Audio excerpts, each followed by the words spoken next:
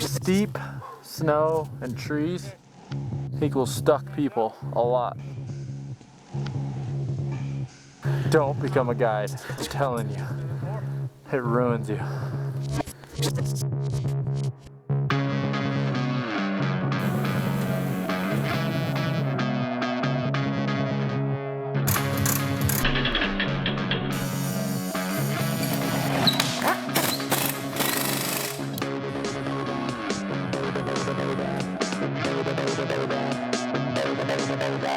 We've had a little bit of trouble keeping people in the direction we need to go.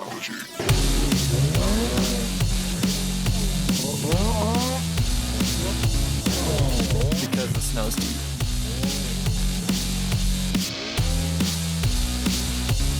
That's the polite way to put it.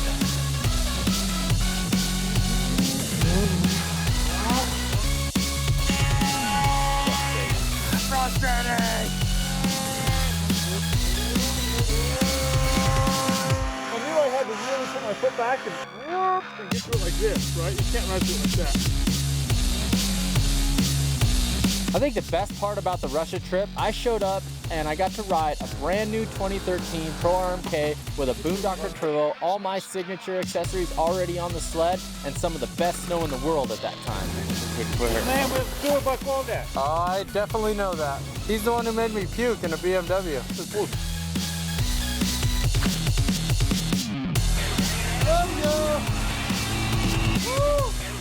Oh, you mean shenanigans? Shenanigans? I'm all for fun, don't get me wrong, but that is not what I'm paying these guys for. No big deal. Having this sled in 10 minutes, we'll go wreck another one.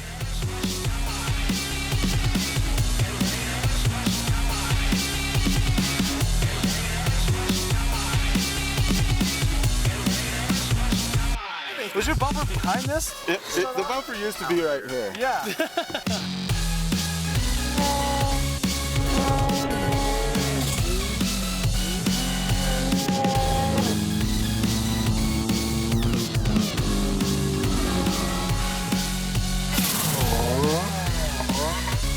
Scared, you wreck. Nervous, change your underwear. Every year, the snow season for Chris Burandts starts in the most unlikely of places, the flat farm fields of Minnesota. One of the highlights of the preseason was racing the new Terracross series. The best stop had to be Heydays. It was so cool racing in front of all the snowmobile fans. But the one thing about Heydays was that course beat the living snot out of me. I couldn't believe how rough it was, and I couldn't believe how gnarly these machines are and how they hold up to this incredible abuse. I would never in a million years drive my Razer like that. Thanks, Polaris, for the borrowed Razer. My qualifying never went all that well. I started back row. In the first final, I was all the way up to second and ended up blowing the tire off of the bead. And then the second day, I started so far back that I couldn't even see the flagger. It was a big pile up in the first corner, and here I come sneaking right inside. We've all heard the line, smooth is fast. Well, there weren't a lot of smooth lines on this track, but I was able to find a few and make some key passes. Once I was in second, I said to myself, just take care of the equipment and let the guy ahead of me make the mistakes. If I was in the backcountry and I finished second place at Sayin, I would definitely not be bragging about it. But with the fierce competition and starting in the back row, I was pretty happy with finishing second. As soon as the boys got back from Heydays, it was time to start prepping sleds for the snow. Building an army of Burandts RMK pros is no small task. And since Sayin needed an extra set of hands in the shop, they hired Randall Merritt, a good friend of Sayin's, as their full-time mechanic. Oh man, I had no idea what I was getting into when I told Chris I wanted to work for him. Me and Sayin came down pre-season and we started building all of his sleds. I mean, we change out shocks, bars, we wrap every one of them. We built his 900 from the ground up. But we're not only working on new sleds, we're working on all the old sleds, getting them ready to go. You are in the shop at 8 in the morning and you don't leave till 8 o'clock at night. I mean, we live at Chris's house with him and his family and spend every second with him. Strike one for the new mechanic. The head shakes begin. We always tell the employees minor details is what makes us the top. And they forgot one tiny little clamp and we blew a coolant hose off the head. The sled overheated and it made a huge mess, which sucks because we just cleaned that one, so it's awesome. Now Sayan is doing another walk of shame with some tools in his hands. I'm not saying it's his fault, but he was supervisor. That was Randall's side. Good luck fixing that sled, bud. I'll raise you here in a minute.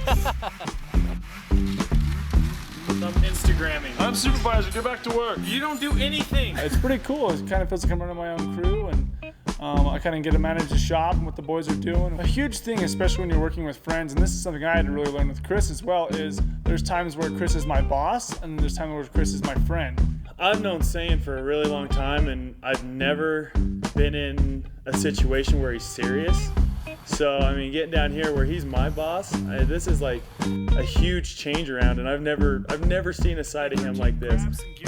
You don't really want to boss your buddies around, but if I manipulate Randall into thinking that it was his idea, I've known him for so long, I know how to talk to him, I know how to get what I want out of him, so it actually works out pretty well. So this guy shows up with all the sleds, and they're in an enclosed semi-trailer. Chris gets in the skid steer, which is scary to even start with. He's unloading 2 at a time, which I'm just hoping nothing tips over because I know I'm gonna have to fix it. Not bad for a rookie. I take that back. I take that back. Woo! It's free and clear. We dropped, so that one's his. Is he talking smack again? Nope. I gotta get to work. I have to cut like 7,000 zip ties. BBA now had an army of brand new RMK pros, but with no snow on the ground, things were beginning to look ugly. Luckily, Chris didn't have time to think about that because he barely had time to pack. Boondocker Russia put together a pretty sweet trip where myself, Dan Adams, and Jared Sessions flew to Russia for a riding/tuning clinic. It's always hard leaving the family and all the work at home, but with no snow, I had to do what I had to do. So off we left for Russia on one of the most brutal travel schedules I've ever been a part of. From New York to Moscow, I got sick. Chris looked like death warmed over. He was throwing up like every second. Like every time I looked at him, he was just on his way to find a bathroom. How he made it on the flight from Moscow into Krasnoyarsk, I have no idea. Alex, the owner of Boondocker Russia, was getting worried Chris was out of commission, so he started shoveling grotesque mystery paste down Chris's throat. You could just tell by Chris's expression every time he was putting it in his mouth, he just was not sure what was happening. It was like 4 o'clock in the morning and we still have a 6-hour drive ahead of us, and we pull up into this dark alley, this random apartment, and we walk in there. I think that Chris is a little skeptical. They got this private doctor they wheel him into, and you know, this guy sticks this needle in Chris's butt and says, "You're gonna be fine."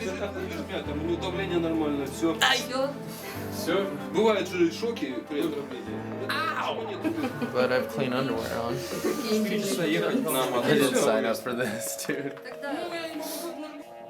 We've been driving in this crazy little van that had no suspension for 6.5 hours, middle of kind of nowhere, and then the mix of all of that, you know, having Chris as sick as anybody I've ever seen, so he's completely in a coma.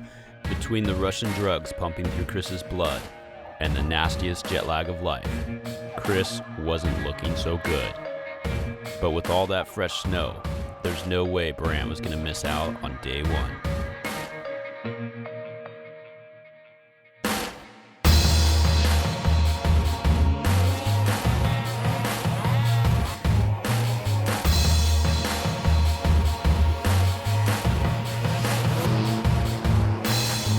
Lo and behold, you know, Chris just comes flying out of bed, ready to go, and typical Chris Burandts fashion, right? Just starts hopping around the hills like a rabbit. So whatever was going on, whatever that gel was, whatever he got stuck with, for him to come out and put on a show and do the awesome riding that we all know Chris Burandts can do was pretty cool. Well, it felt exactly like home. First hill, everybody's stuck. That's good.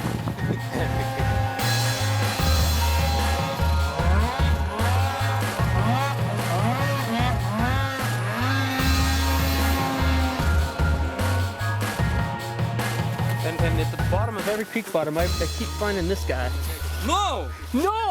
I was pretty fortunate and got one of the more advanced groups the first 2 days. Jared and Dan got the newbies.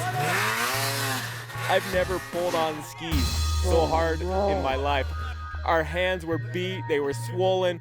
We looked like we had club hands. They were just fully swollen from doing about 8 million ski pulls to get people unstuck. And Chris got the advanced group right off the bat, so he didn't have to quite deal with it. I don't know where these guys come up with all these medications, but we were just doing whatever we could. Like Jared said, who knows what kind of ointment was going on our hands in the evening time, but I think we slowly started to get our mountain hands back, and we're back in business.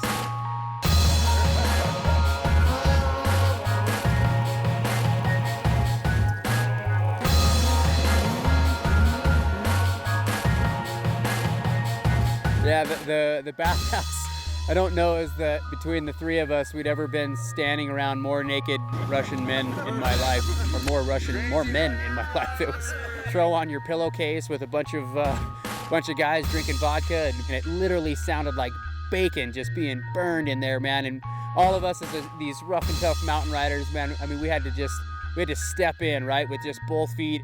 And Jared and I are just pouring down sweat. Like, I can't even believe that I'm alive in this thing. And I look over at Burant, and that dude's not even sweating. And I'm like, this doesn't even make any sense. Like, how are you not sweating? It was awesome.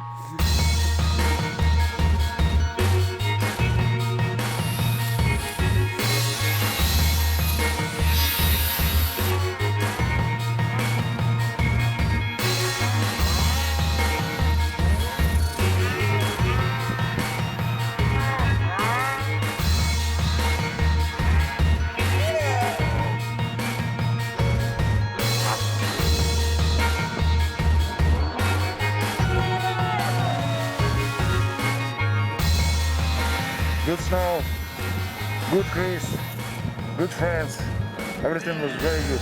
in the end, I got to meet a lot of new people, establish some great relationships over here in Russia. Got to ride a brand new 2013 Pro RMK at dang near sea level with a Boondocker Turbo, so that was a lot of fun. We got to ride incredible snow for December. Here we go. The trip home would take 2 full days, and since BBA is like juggling 5 full-time jobs, the morning Chris got back, he was meeting up with Fox's Rick Strobel to put the fine-tuning on Fox's new factory series suspension with all new Float 3 technology. Not quite the best day for shock testing, but there's no way I'm going to complain when the white stuff's coming down. I haven't got to do that this year yet. We're going to do a little shock work today, try to get some stuff dialed in. Be a good day of testing. So our 3 goals with this trip with Rick coming out is I want the sled to roll turn easy. I want the sled to also handle the chatter bumps and the G-out bumps better than stock. And the most important part is I don't want to sacrifice any deep snow capability. So I want the sled to come up on top of the snow better than the stock. So I'm asking a lot of these Fox shocks, but with the infinite amount of adjustability we have on these shocks, I think we can do it. So I must really be a glutton for punishment because on the deepest day of the year, I decided it'd be a good idea to pound bumps and work on shock tuning.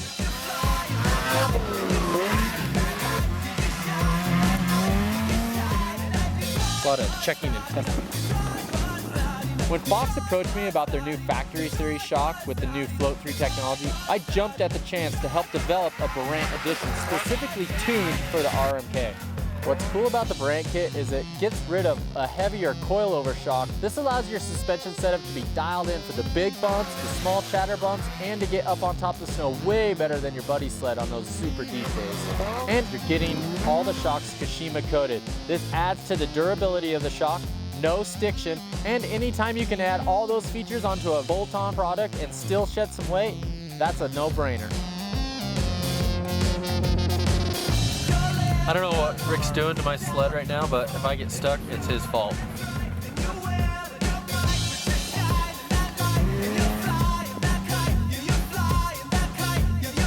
Yeah, stuff. That is user error. I don't know what he was thinking on this one, but I'm not going to doubt him because he definitely can ride way better than me.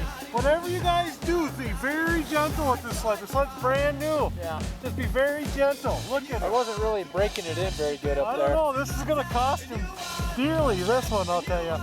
Short notice and getting him unstuck. and we're in a little bit of snow, as you can see. Chris, on a scale of 1 to 10 on feedback from a rider standpoint, is a 10. You know, he gives me really good feedback. He tells me what the sled is doing. One, because he has so much experience on the sled. He rides so much all winter long. There's not many people that do that, you know. And we really appreciate that because you get so much in tune with the sled. You really understand what the sled is doing. It's just priceless. Whether Rick knew it or not, with all that fresh pow, every test run ended up being a little bit more on the play side for old Burandt here. Whew. It's deep out there.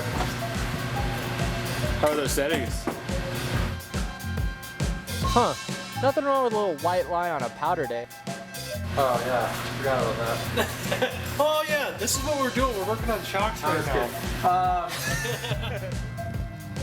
While Chris was working really hard on shocks and all that fresh snow, Sayan was putting his new turbo to the test. Let's start this thing off, boys.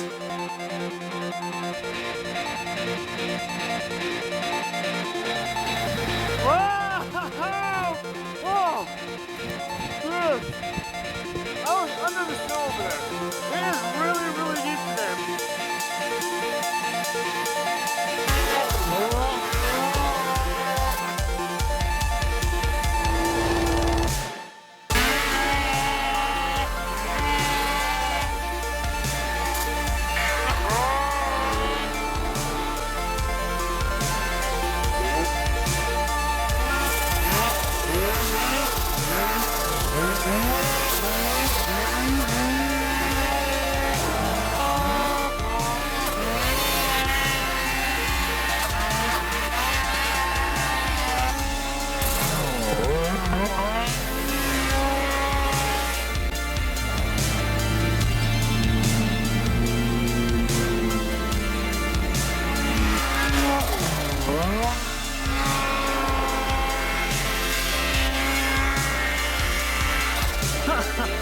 It's really deep, man.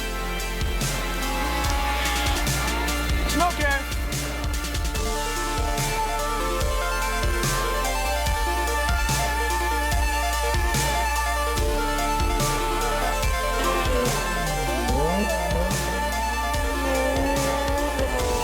Almost not small.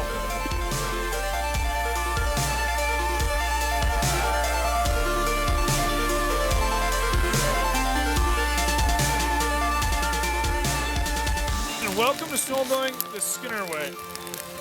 Burant likes to go ride all day, like crap. We just like to come up here, get away from all those girls that keep chasing us. Just come up here and cook some good old-fashioned hot dogs.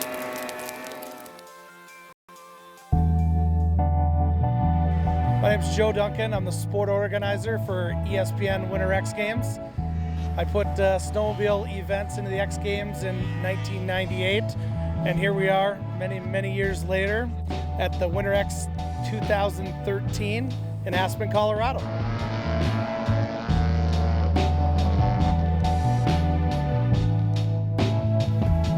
This year, we had 4 events back at X. Joe Duncan and the crew did an awesome job with the course. The course was the safest it's ever been, the biggest it's ever been, and the guys were throwing down like I've never seen before. Look at that. You can see how much commitment it takes coming off of the ramp, and the rotation of the sled is wanting to take you over, and that's the hard thing to correct is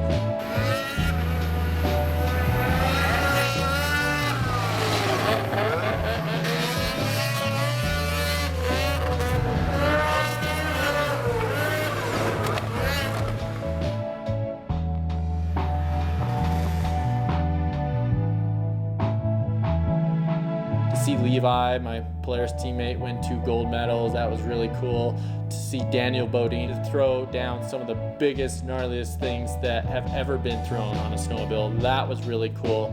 And the excitement of the Moore brothers, that was always good. And, you know, unfortunately, we've all seen and heard of what happened to Caleb. And, you know, unfortunately, that's the risk that these guys and all of us take when we put our leg over a snowmobile. It could happen at any time, any moment, and it's right now at a level where when you do make a mistake, it's big, and that's just what it is. I mean, that's what we sign up for.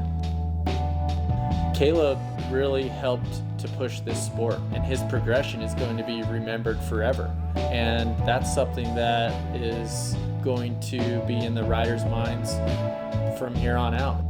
He walked over to his snowmobile with a smile on his face each and every time, knowing that he was going out there to step up his game. And so, you know, my thoughts and prayers are with him and his family. And I know he's smiling down on all of us that we got to witness all of his cool stuff that he's done on a snowmobile.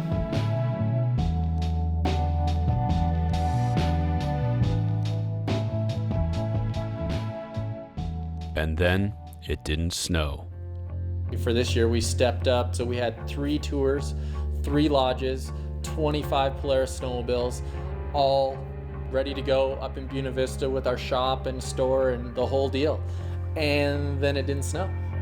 We were scrambling, trying to find any possibility, and luckily we ran into this golden opportunity. So right before X Games, Chris makes a call to move down to Del Norte farther south because the snow conditions down there were way better than what we had here. So while everybody was having fun at X Games, I was here packing up the shop into the mothership, our big 50-foot trailer, and setting it up, getting ready for clients the next day.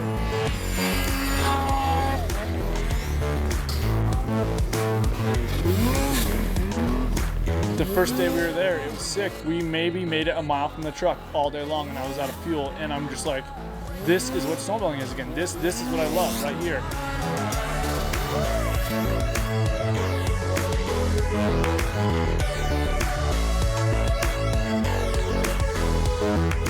And I had more fun in that one day, just being back in deep snow, than I had had all of last year. It was incredible.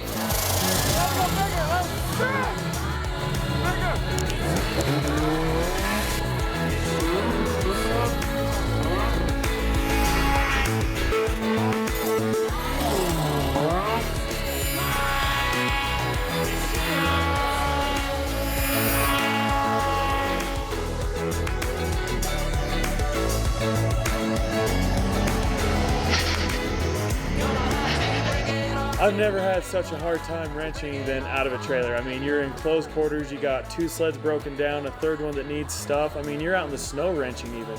The whole Southern Colorado thing was bittersweet for me. We were riding in the best snow in the state, and yet I was writing checks for empty mansions that my clients were supposed to be staying in. We were working out of my 48-foot trailer on the ground in the cold, in the dark, instead of our nice heated shop with all my tools and parts. And it was a very, very difficult move, but it was the best thing for the clients.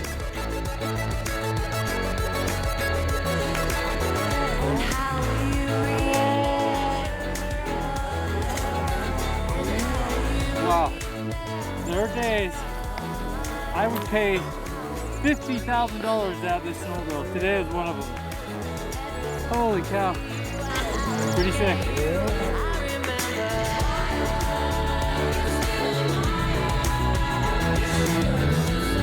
For us as employees and the company, I don't think it could have got any worse, but it's amazing how 3 feet of new snow can cure all.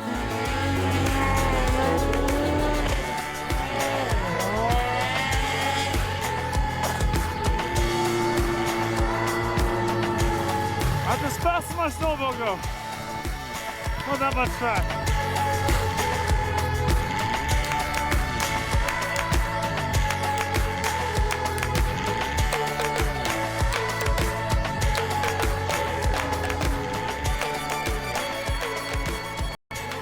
Sayan was having the season of a lifetime, and having just received an invite to redeem himself at Jackson Hole Hill Climbs, everything was going great. Well, at least until February rolled around.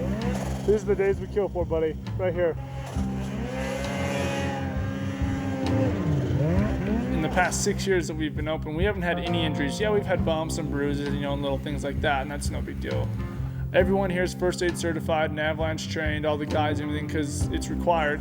I'm ready to help my clients if they get hurt in any way. I have a first aid kit, medical kit, satellite phone, everything I need to get them off the mountain as safe and as efficient as possible. But that day, the tides had turned and I was the one hurt, and it was a huge reality check for me. He had a day off, And what do we do with a day off when there's 2 feet of new POW? Well, we go ride. We all live for those free ride days, and you know, it didn't end well. And we take that risk each and every day we go ride, no matter if it's working or playing or whatever. It'll make him stronger. It'll make him smarter. But I'm looking forward to having his knucklehead back. So a huge thing for me was going from guiding every day, working 10, 12 hours every day, to doing absolutely nothing. I think it was like day 9 and I was over it. I'm like, I'm going to town, I'm going to Maverick, I'm getting me a slushie, go see my dad, tease him for a couple hours, and then I sleep another 7 or 8 hours. I have some really amazing sponsors, and FXR really pulled through, even though it's my first year with these guys. I got some really cool opportunities to go up to like West Yellowstone and hang out at the booth, and something as small as me just sitting there in the booth all day talking about product and talking sleds and being around fans and signing posters. It was huge for me when it was so small for everyone else, and I was really excited to be a part of it. So Yellowstone was kind of my first stab at my little electric wheelchair, the Jazzy. We got a little wild a few times, and, you know, it's got some pretty good torque, and not as quite as fast as my turbo, but it does pretty good. And we definitely had some good times in that thing, that's for sure. Eventually, Sayan ditched the Jazzy and headed to Kenai, Alaska to present an FXR award at the North Road Snowmobile Video Awards show. Sayan has progressed so much over the last 5 years. I'm not even talking about his riding. I'm just talking about him as a person and him as a part of Burandts Backcountry Adventure and making this machine run.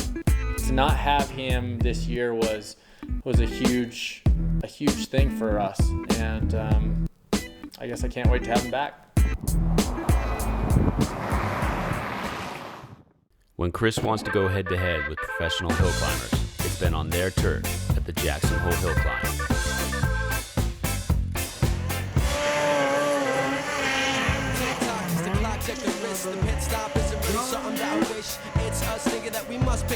This year, the tour came to Chris when Luke Rainey, Cole Wilford, Brandon Tittenser, and the Boondocker Boys joined Chris's demo ride with Rexburg Motorsports. We ended up having just this all-star crew. You know, just typical me. I mean, we're passing so much stuff that I'm like, no, let's go left. No, let's go right. I want to ride this. It's hard to get in front of Chris and lead him around. He just kind of takes the reins and runs.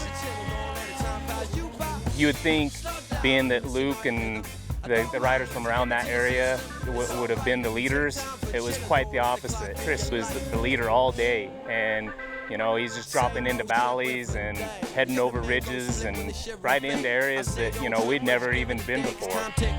Keep sticking away, but we don't mind, it's okay, we'll be fine. Take a little sip around, chilling while it's prime time. It ain't a crime.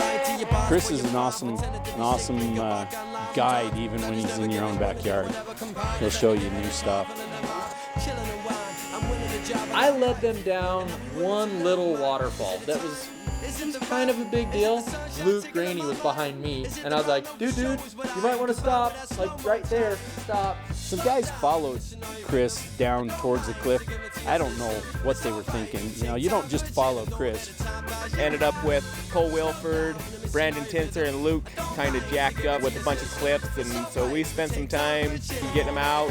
We all get out of that mess, and we're sitting at the top of this ridge, and I drop down into this next drainage. Then Chris is out in the lead, and he dives off into this next ravine, and Luke and Brandon stop, and they're like, we've never been down there before, and we don't think there's a way out. And so I'm like, holy crap, you know, like, well, Chris just bailed off in there, what do we do? So I get down to the bottom, and then I work my way up all the way out to the other side, up to the top, and I'm sitting there waiting, and I don't even hear snowmobiles. I don't hear anybody coming down. I hear nobody coming up. I'm looking across. I'm like, none of those guys are dropping in there. I guess the waterfall might have made a couple guys gun shy, or maybe all of them. In the end, they always got to where I was going, but I'm not gonna lie, it was a lot of fun sitting at the top watching guys who could kick my butt at Jackson sitting down there just, you know, licking their wounds because they were stuck. I'm not gonna lie, that felt pretty good. Chris likes to pick a tight line and hope that you'll follow him because he loves it. He just loves it if you're not there when he gets there. Everyone wants a piece of Chris Burrandt, and if they tell you that they don't, that they're a liar. The biggest thing that sets Chris Burrandt apart from all of us, it's him against himself. It's him against the mountain. 3 feet of pow, hard snow, logs everywhere, steep as can be, it doesn't matter. Chris Burrandt will find a way to get to the top of the mountain. As Sayan knows better than anyone else, sometimes you can't get to the top without a little collateral damage.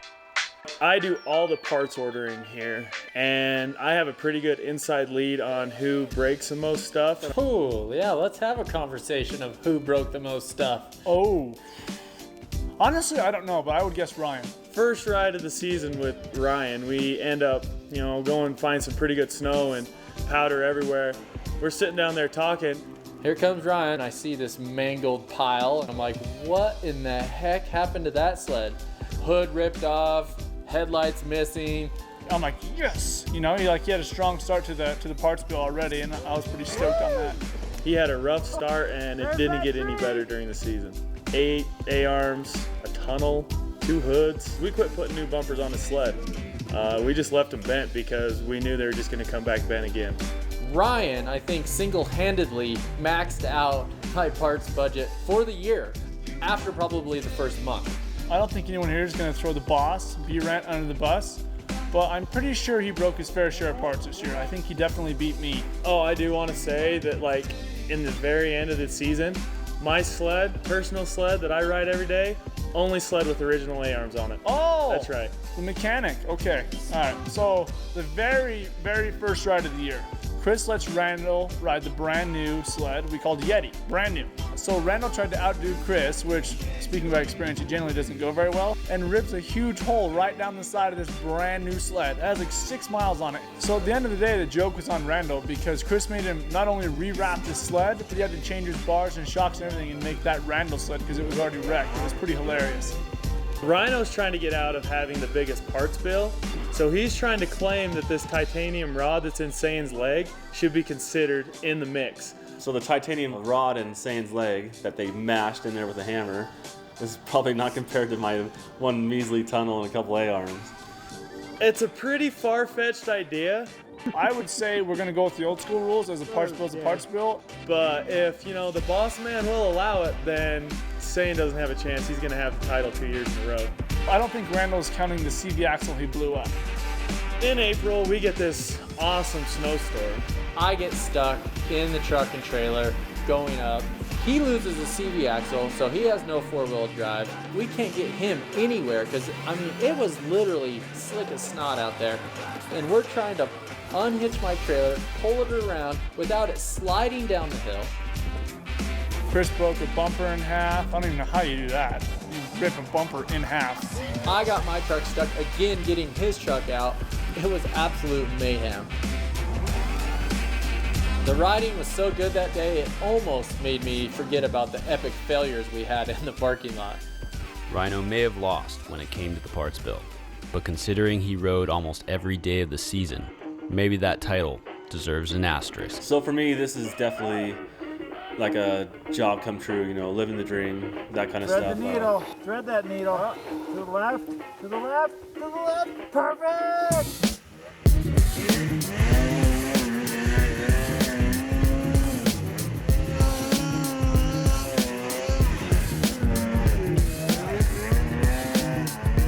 Out of all the things I broke this year, the thing that really upsets me the worst is breaking my visor, but it's fixable with fancy pink duct tape.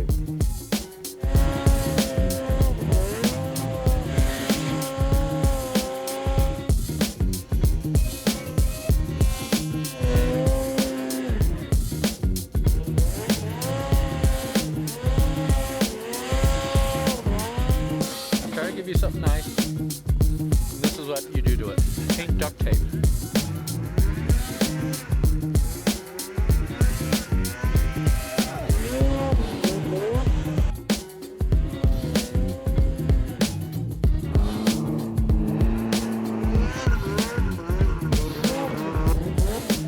Nothing better than the smell of fresh cut wood in the morning.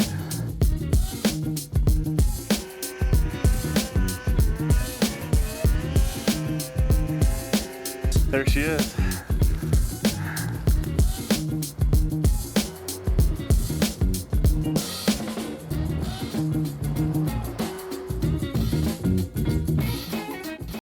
It had been a long, hard winter for Rhino, especially with Saiyan leaving such big shoes to fill. So I thought with Saiyan being laid up, I thought it'd actually be a good idea since it's been chaos since he's been gone. I was like, he could manage the guys a little bit and kind of get things back into order. That didn't work out like I planned. Ended up being a total Skinner circus. So Chris probably blames all this on me, but I just arrived into town and the boys had already drawn me a chalk handicap sign. They were already warmed up, so I'm like, hey, let's do this. We hit the ground running right there and it was awesome. Well, they were running, I was kind of humble, but it was all good. Look at that, he's moonwalking my crutches, check it out. Moonwalk! So the first day I was back, Burandts was on the hill alone, and that was a bad idea because it left me and the boys with our creative minds in the shop all alone. So someone comes up with this idea of jazzy jousting, and it turns into a mess. The one thing about the jazzy, I mean, it looks small, but that thing weighs like 5,000 pounds, I think. It takes quite a bit to scare me, and that had me going a little bit. This is very dangerous. That's what makes it so fun. So before we even start jousting, we all agreed that Saiyan could only use first gear. I'm pretty sure he cranked it up like he always does. I think Ryan might have broke a rib. That kid went down so hard. I didn't get to see this alleged jousting match in the shop. Chris Brent always misses out on the fun stuff. This is like kind of our busy season, you know, we're trying to wrap up the season, so we're like, yeah, you know, come down and help us. And I thought it was a bad idea because I always know how Saiyan is, you know, he's always cracking jokes, fooling around. I'm like, this kid on crutches, you know, it's gonna be double time now. So here at BBA, you're always gonna be on your toes, and it's no secret that Berthold is always on his phone. So Saiyan spins me around as fast as he could and right into the stool, and we just lay him out. So when you have a Jazzy, Creeper, and a Randall, stuff's gonna go down, and Berthold paid the ultimate price. Chris is gonna love that, he's gonna love that. Saiyan's here for all of one day. And I had a short list of things to do for the guys. And my sled's not done, my truck and trailer is still dirty. And I'm like, what have you guys been doing? Before we even started screwing around, just saying we're screwing around. Let's screw around. Okay, standing up, let's do this. Ready?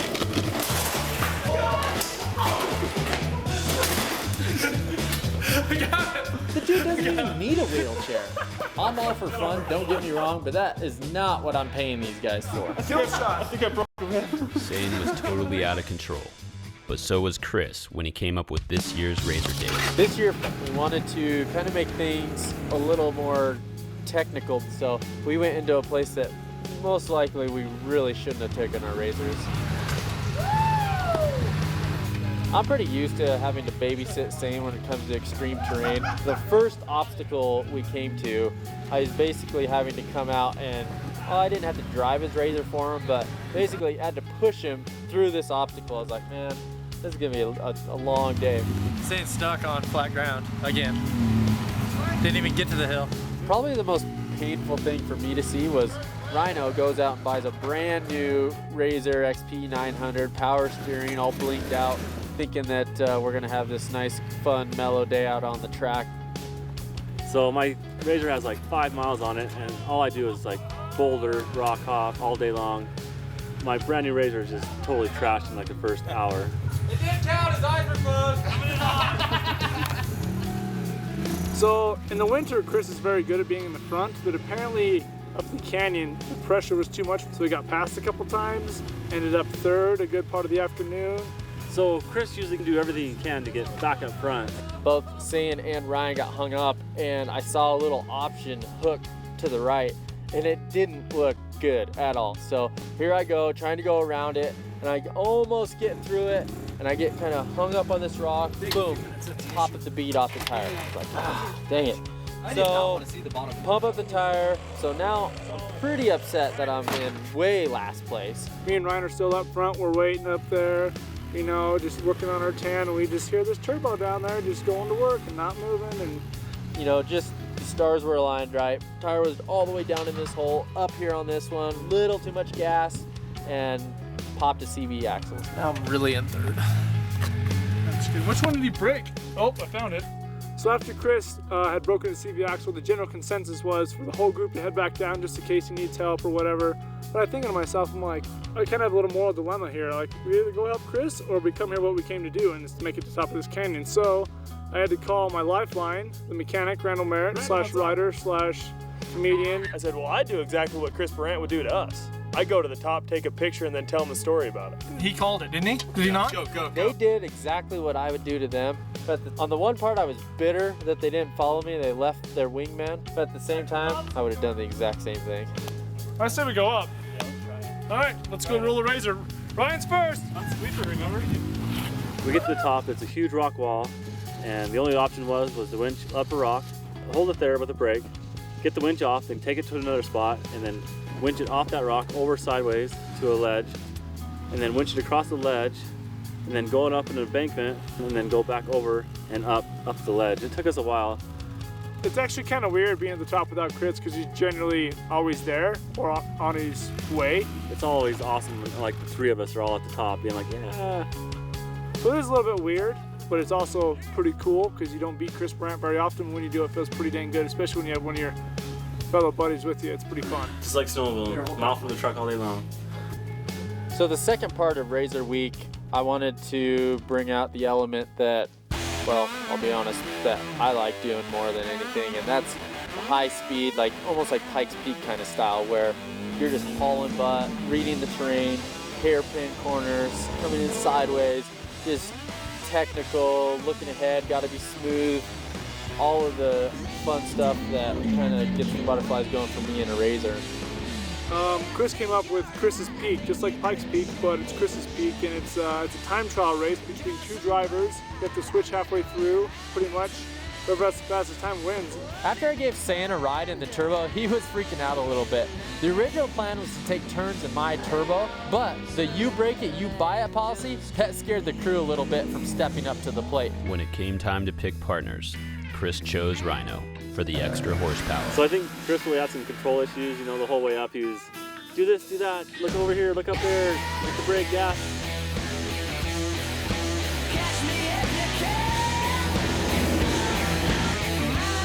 So to throw in a little twist, we did a Chinese fire drill type thing. Halfway up, we switched drivers.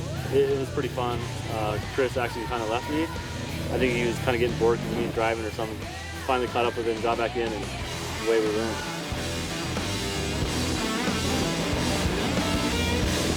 To avoid hearing any more of Sane's whining, me and Rhino let the 800s have a rolling start.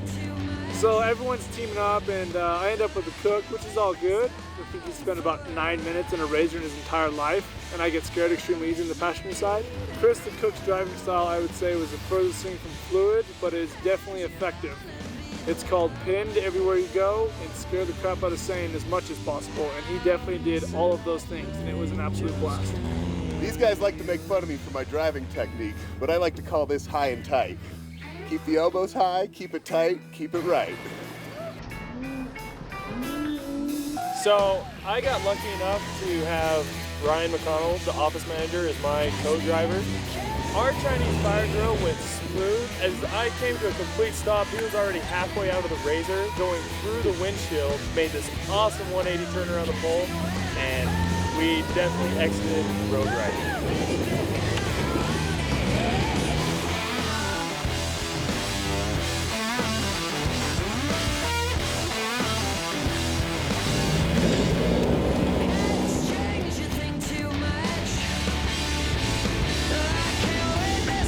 So the finale of Chris's Peak ended up, well, much like you would have suspect. Me and Rhino finished first, Randall and the office manager finished second, and Sand and the cook finished dead last. Since Birchwell crawled to the top and co-piloted first in the Peak race, he was clearly the winner, although it probably didn't feel like much of a win with all those scratches on his brand new Razer. At the end of the snow season, the boys returned home to Buena Vista where the snow came late, but delivered some of the most epic end-of-season riding of all time.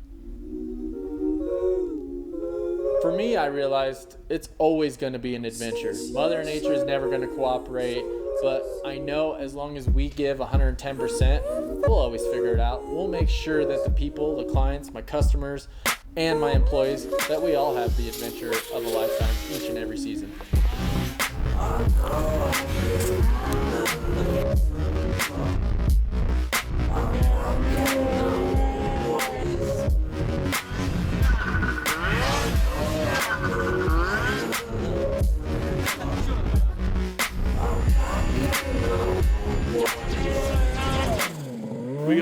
our thing at home and think we're the best at what we do, and we get here and ride with people like Chris and saying, and we're all beat down, tired, worn out, hungry. It's just a whole new world of snowmobiling. Oh, it's like we're all kindergartners and he's in college. Totally.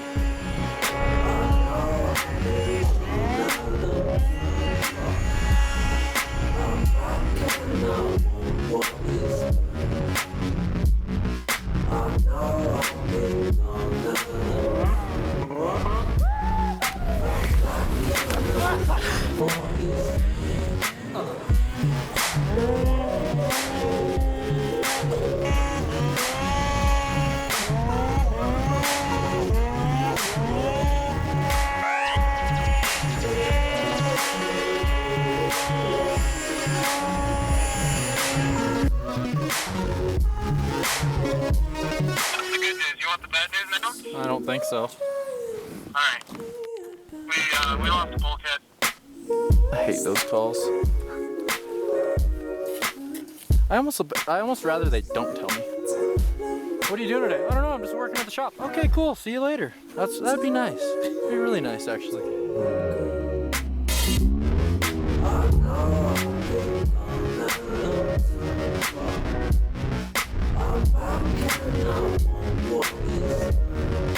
I had a really good year going this year, and you just feed off that positive energy and you just become better and better and better. You can bet your bottom dollar I'll be back next year harder than ever. That's pretty sick. So end of the day, 4:30, and we were just kind of content on cruising back on the road, and my ADD kicked in and I just couldn't handle the road, and so we got one more stuck session in us today. Just an awesome, beautiful blue day. Killer group to go ride with, and this is really what it's all about. It's not very nice. You just wait until the day's over. You don't need to ruin the whole day. I'll get you back, Randall Merritt. I'll get you back.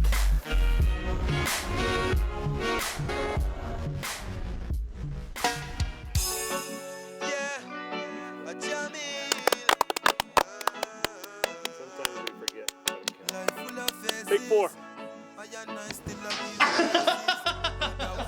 We're making handicap signs for our good buddy Stan. See, and Chris thinks we're slackers. Chris thinks we don't get anything done all day, and look what we've done. It's like 11 o'clock, and we've done all this. God, we're amazing.